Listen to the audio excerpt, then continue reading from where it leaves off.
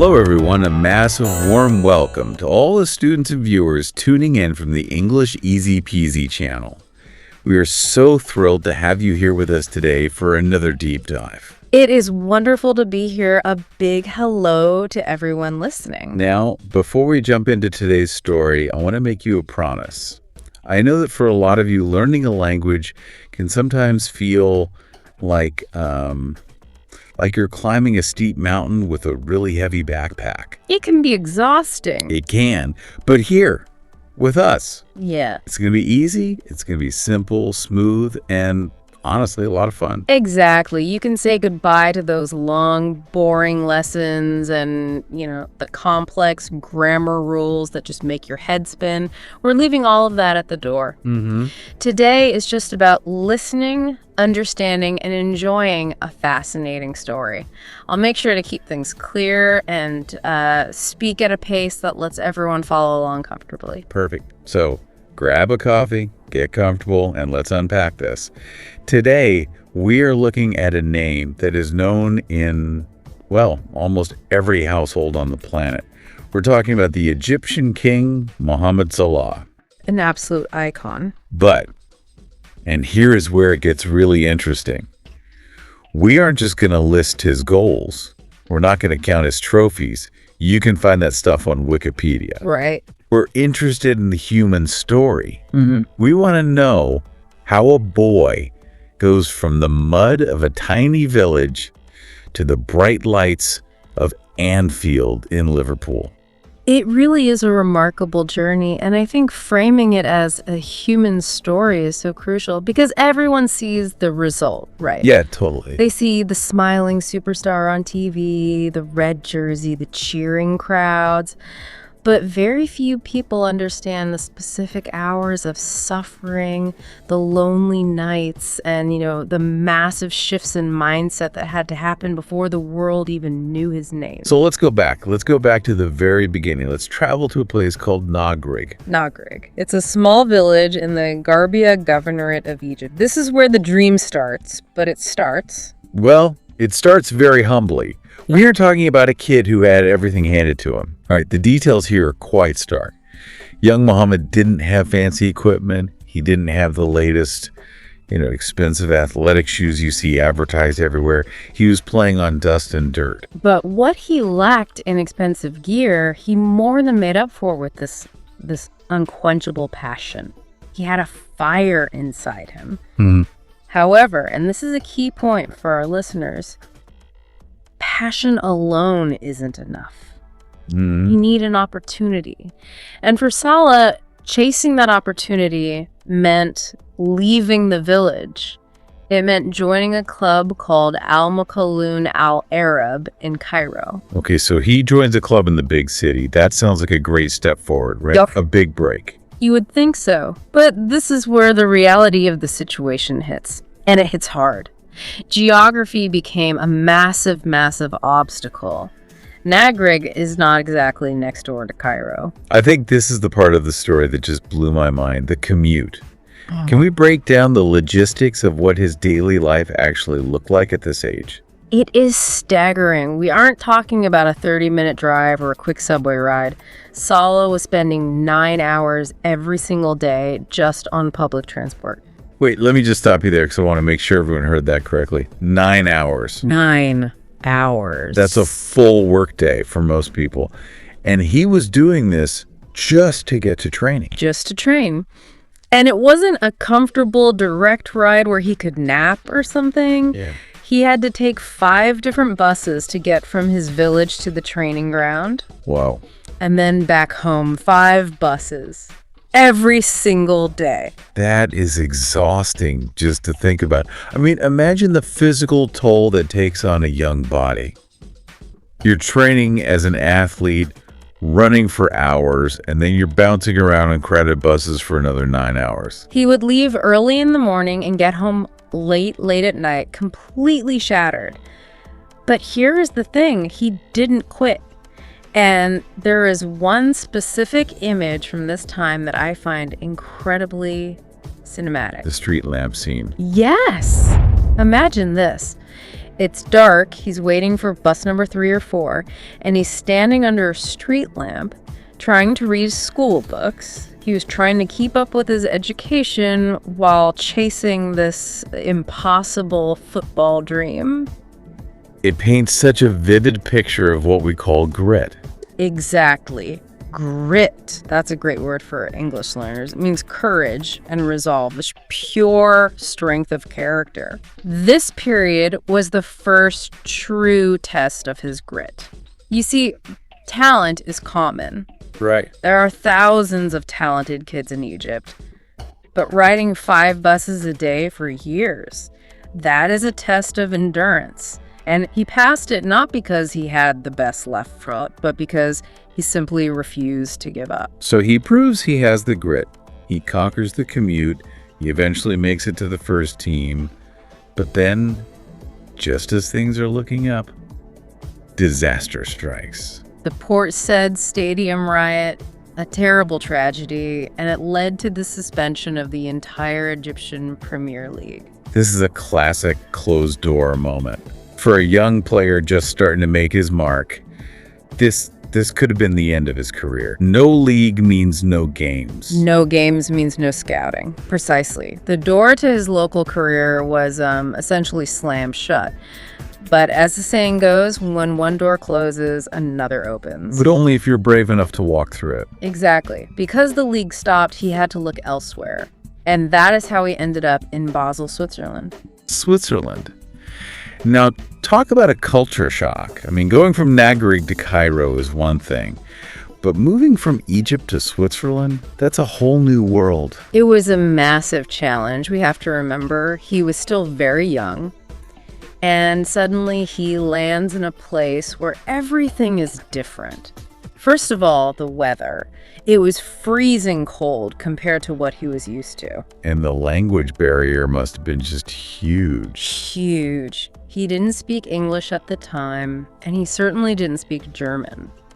I mean, imagine the isolation. You're alone in a freezing cold country. You can't understand what your teammates are saying. You can't order food easily. You can't joke around in the locker room. Nothing. It sounds terrifying. I think a lot of people would crumble under that kind of pressure. They'd want to go home to their family, to the food they know, to the language they speak. So how did he cope?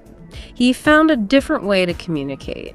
He used what we might call the language of goals. I love that phrase. The language of goals. On the pitch, you don't need to conjugate verbs. You don't need to worry about grammar. If you run faster than the defender and you put the ball in the net, everyone understands you. Mm-hmm. And that's what he did. His performance at Basel was, well, it was electric. He forced people to respect him through his play. It was so electric that it caught the eye of the giants. And this leads us to the next chapter, which I think is really the emotional low point of the story, even though it looked like a high point. He moves to England. He joins Chelsea. The dream move, or at least that's what everyone thought. Right. I remember when this happened, it was huge news. But surely, joining Chelsea was the moment he made it. He's in the Premier League. He's getting paid. He's famous. Life is good, isn't it? You would think so. On paper, it looked like success.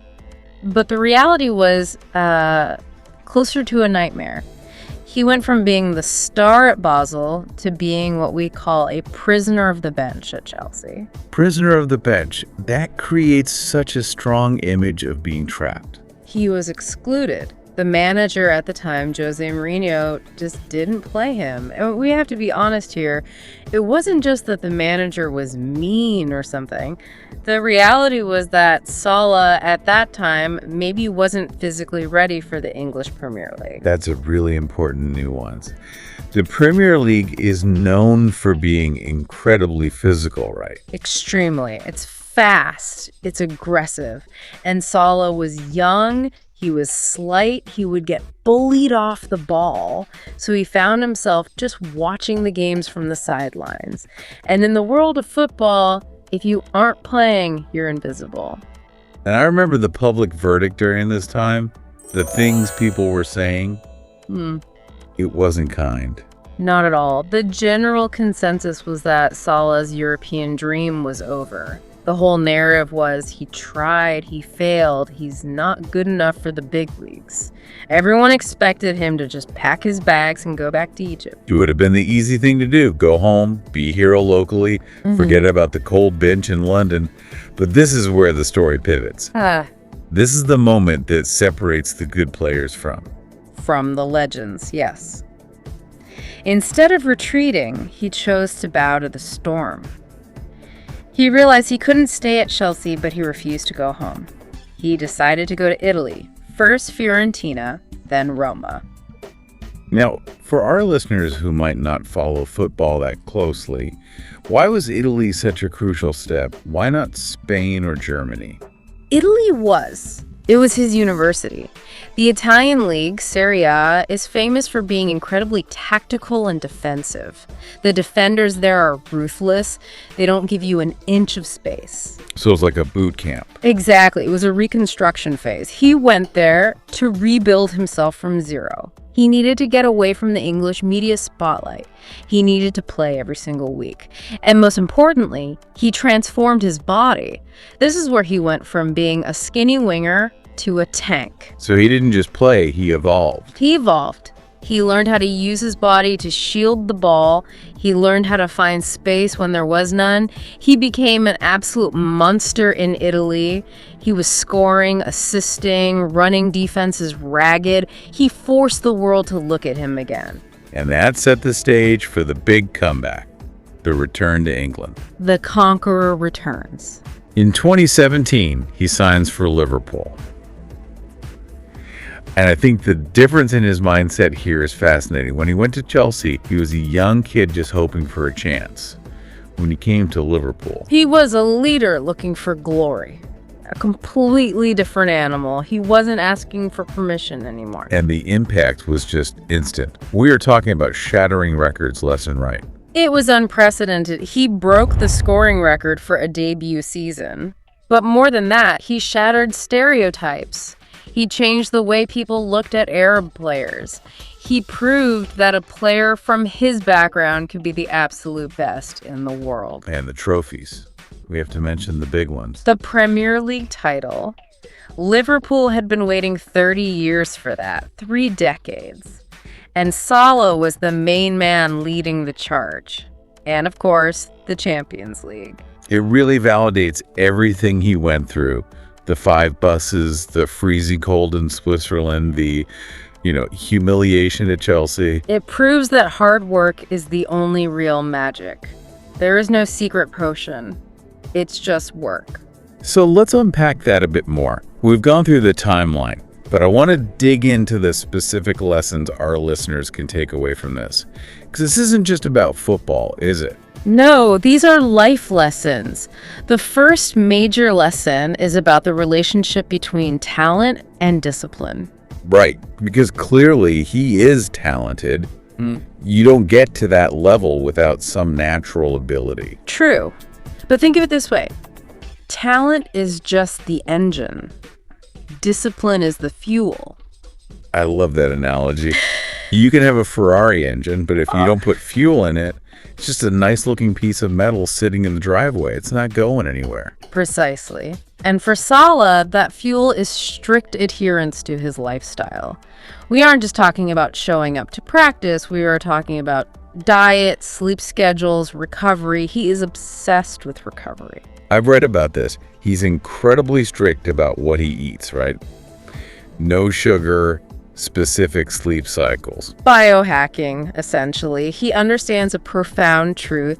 Maintaining the peak is significantly harder than reaching it. To stay at the top level for 7 or 8 years requires a lifestyle that 99% of people just aren't willing to live. That is so true. Getting to the top is one thing. Staying there year after year when everyone is trying to stop you, that takes a different level of discipline. It does. And that leads to the second key lesson, which is about how we handle failure. The Chelsea chapter. Exactly. The crash. Failure can destroy you or it can fuel you. Salah used his failure at Chelsea as a kind of refueling station. That's a great perspective. Instead of letting the rejection define him, he used it to power his next move. And the mindset shift here is critical. Rejection doesn't mean you are bad. It might just mean you were in the wrong place, or it's the wrong time, or maybe you just aren't ready yet. I think a lot of us take rejection so personally. We think, oh, I didn't get the job, so I must be incompetent. Or for our listeners, I made a mistake speaking English, so I'm bad at languages. Right. But look at Salah. He didn't go to the press and complain. He looked in the mirror. He went to Italy and focused on improving his physical capabilities. He decided to get so good that they couldn't possibly ignore him. He wanted to answer his critics, not with words, but with success. And he certainly did that. It's such a powerful lesson in accountability, taking ownership of your own career path. It is. And there is one more point to consider. Intelligence. Intelligence, you mean like IQ? In a way, but not just book smarts. It's the intelligence to adapt. I mean, think about it. He had to learn English. He had to learn Italian. He had to adapt to Swiss culture, English culture, Italian culture. He had to change his playing style 3 or 4 times. That adaptability is a form of high intelligence. It really brings the whole story together. From those 5 buses in Cairo studying under the streetlights to standing on the pitch in Anfield as a champion, it's a journey defined by resilience. Resilience and mindset. He refused to let his circumstances, where he was born, the lack of money, the failures, define his future. He defined it himself. It's incredibly inspiring. And for our listeners, the students of English Easy Peasy, I think there's a direct parallel here. Learning English is a journey too. You might feel like you're on that long bus ride sometimes. You might feel like you're in the Chelsea phase, where nothing makes sense, you're making mistakes, and you feel like quitting. Exactly. But remember, Salah, keep going. Find your Italy. Find a way to practice that works for you. Build your confidence back up. And remember that consistency, the discipline is the fuel. Just keep showing up, even if it's just 10 minutes a day. That's your 5 buses. Absolutely. Well, we are coming to the end of our deep dive today. But before we go, I have a really important message for all of you watching and listening. Yes. This is vital. Your interaction and your engagement with this channel, English Easy Peasy, is the power that supports us. It's what allows us to keep going, to keep succeeding, and to keep bringing you useful content like this. So please, if you enjoyed this story, if you learned something new, let us know. Like the video, leave a comment, share it with a friend who needs some inspiration. It really does make a massive difference to us. Now, as we wrap up, I want to leave you with one final thought to mull over. We talked about intelligence earlier. Right. And I want to challenge you to think about that word. We often think of football intelligence or business intelligence as some kind of magical gift you're born with. But when you look at Salah, the sleeping habits, the diet, the studying of the game, it raises a question. What's the question? How much of what we call intelligence is actually just the result of extreme preparation? Is he seeing things others don't see because he's a genius? Or is he seeing them because he's more rested, more fit, and more prepared than the guy standing next to him? Does discipline actually create intelligence? That is definitely something to think about. Does the preparation allow you to see what others are simply too tired to notice? I love that. It puts the power back in your hands. You don't have to be a genius. You just have to be prepared. It certainly does. Well, that's all for today's deep dive. Thank you so much for listening. This has been English Easy Peasy. Goodbye, everyone. Keep learning and keep moving forward. See you next time. Goodbye.